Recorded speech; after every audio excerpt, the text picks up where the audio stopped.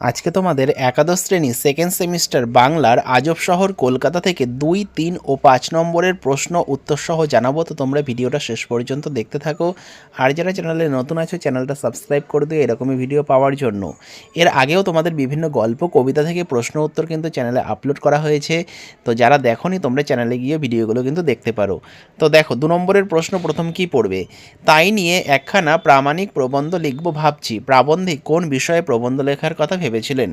2 নম্বর, যদিও পথ হারায়নি তবু সমস্যাটা একই। এখানে প্রাবন্ধিক যে সমস্যার কথা বলেছেন তা নিজের ভাষায় লেখো। 3 নম্বর, কাজেই বাড়ি ফেরার চিন্তার বেদনাটা পথ হারানোর মতোই হলো। কেন লেখক একথা বলেছেন নিজের ভাষায় লেখো। 4 নম্বর, এমন সময় সব প্রমাণ হয়ে গেল। কি প্রমাণ হয়েছিল এবং কিভাবে? পরবর্তী প্রশ্ন, তাই খোয়াবার জন্য ফরাসি বইয়ের দোকান খুলেছে। মন্তব্যটির প্রসঙ্গ আলোচনা করো। বাঙালি প্রকাশকরা কি বলেন? পরেরটা, এই ফ্রেঞ্চ বুক শপ বোধ হয় হাতির দাঁতের মতো। মন্তব্যটি ব্যাখ্যা করো।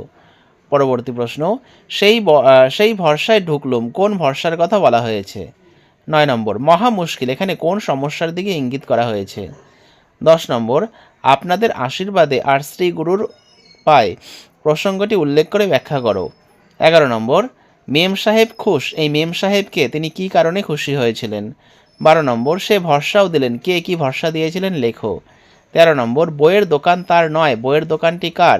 সেখানে বক্তার উপস্থিতির কারণ কি? পরবর্তী প্রশ্ন, তুলসীদাস বলেছেন। তুলসীদাস কে ছিলেন? তিনি কি বলেছিলেন? 15 নম্বর, দোকানে ঢুকে জিজ্ঞাসা করলো। কে কি জিজ্ঞাসা করেছিল? এবার 3 নম্বরের প্রশ্ন দেখে নাও। এমন সময় সব প্রমাণ হয়ে গেল। কি প্রমাণ হয়েছিল, কোন সময়ে? পরবর্তী প্রশ্ন, সামনে দেখি বড় বড় হরফে লেখা। কি লেখা ছিল তা দেখে প্রাবন্ধিকের মনে কোন ভাবনার জন্ম হয়েছিল?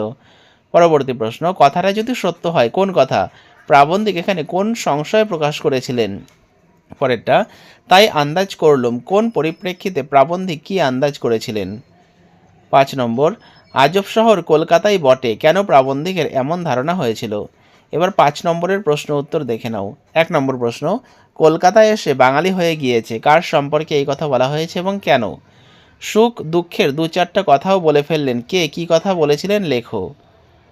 পরবর্তী প্রশ্ন, বুঝলুম কথা সত্যি। প্রাবন্ধিক যে কথা সত্যি বলে বুঝেছিলেন তা নিজের ভাষায় লেখো। 4 নম্বর, স্মরণ করিয়ে দিলে কলম ফুরিয়ে গিয়েছে। কে স্মরণ করিয়ে দিয়েছিল, এর তাৎপর্য কী? 5 নম্বর, আমার মনে বড় আনন্দ হলো। কি দেখে কেন প্রাবন্ধিকের মনে আনন্দ হয়েছিল? 6 নম্বর, আজব শহর কলকাতায় ফরাসি বইয়ের দোকান দেখে লেখকের মনে কিরূপ ভাবের উদয় হয়েছিল?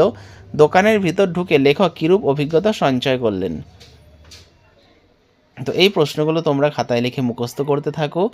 এর মধ্যে থেকে পরীক্ষায় অবশ্যই কমন পাবে। আরও প্রশ্ন ও উত্তর তোমাদের কিন্তু চ্যানেলে আপলোড করা হবে, তাই চ্যানেলটা অবশ্যই সাবস্ক্রাইব করে রেখো এই রকমই সমস্ত গল্প কবিতা থেকে প্রশ্ন উত্তর পাওয়ার জন্য। তো যারা যারা চ্যানেলে নতুন আছে চ্যানেলটা সাবস্ক্রাইব করে দিও। তো ভিডিওটা শেষ পর্যন্ত দেখার জন্য তোমাদের অসংখ্য ধন্যবাদ।